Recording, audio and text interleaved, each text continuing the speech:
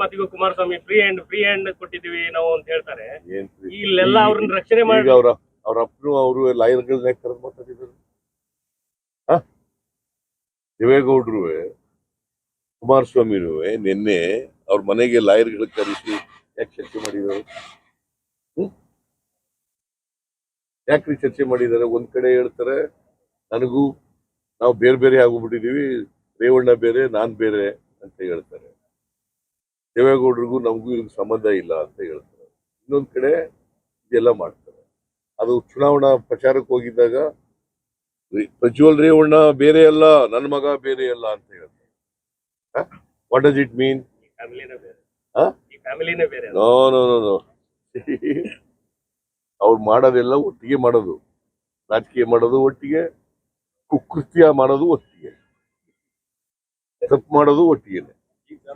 German ದೇಶದಿಂದ ಮತ್ತೆ ದುಬೈಗೆ escape ಮಾಡ್ತಿದ್ದಾರೆ. ಎಲ್ಲಿಗಾರ ಎಸ್ಕೇಪ್ ಆಗ್ಲಿ ರೀ, ಅಲ್ಲಿಂದ ಹಿಡ್ಕೊಬತ್ತೀವಿ. ಯಾವ ದೇಶದಲ್ಲಿ ಇದ್ರು ಕೂಡ ಅಲ್ಲಿಂದ ಹಿಡ್ಕೊಬತ್ತೀವಿ. ನಾನು ಅದಕ್ಕೆ ಪ್ರೈಮ್ ಮಿನಿಸ್ಟರ್ ಪತ್ರ ಬರೆದಿದ್ದೀನಿ, ಅವ್ರ ಡಿಪ್ಲೊಮ್ಯಾಟಿಕ್ ಪಾಸ್ಪೋರ್ಟ್ ಕ್ಯಾನ್ಸಲ್ ಮಾಡಿ ಅಂತ. ಪಾಸ್ಪೋರ್ಟ್ ಕ್ಯಾನ್ಸಲ್ ಆದ್ಮೇಲೆ ಇರಕ್ಕಾಗಲ್ವಲ್ಲ ವಿದೇಶದಲ್ಲಿ, ನಮ್ಮ ದೇಶಕ್ಕೆ ಬರಲೇಬೇಕಲ್ಲ. ಈಗ ಪ್ರಧಾನಮಂತ್ರಿ ಮಾಡ್ಲಿ.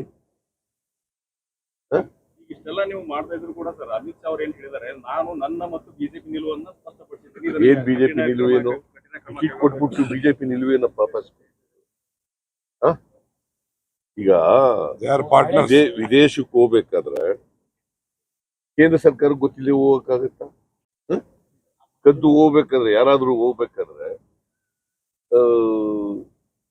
ಇಂಟರ್ನ್ಯಾಷನಲ್ ಇವರು ಪೊಲೀಸ್ ಇದೆಲ್ಲ ಇರ್ತದಲ್ಲ,